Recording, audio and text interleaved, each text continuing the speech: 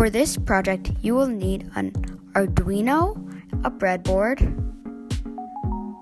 an ultrasonic sensor,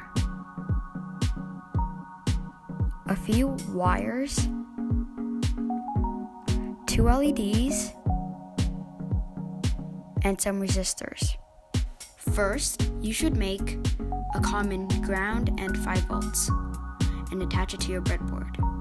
After that, you should make 2 LED circuits with 2 different digital pins. I used digital pin 7 and 8.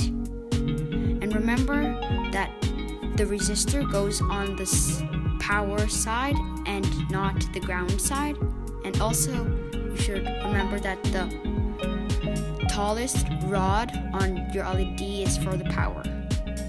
After that, you should pick up your ultrasonic sensor and you should see 4 pins: a VCC, a trig pin, an echo pin, and a ground pin. The VCC pin goes to the 5 volts on your breadboard.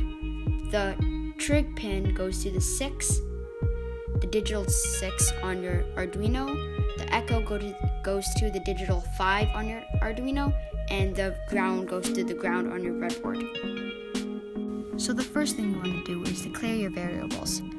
Trig equals 6, echo equals 5, duration and distance. In void setup, you have to do your pin modes.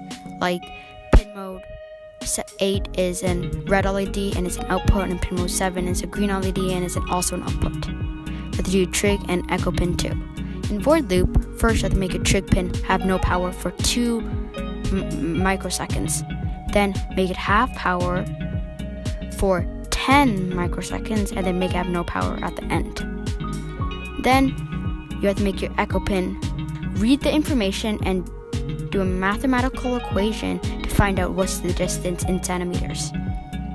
Then you have to make an if statement. If the distance is more than 7, then do these commands, and if it's less than 7, then do these commands.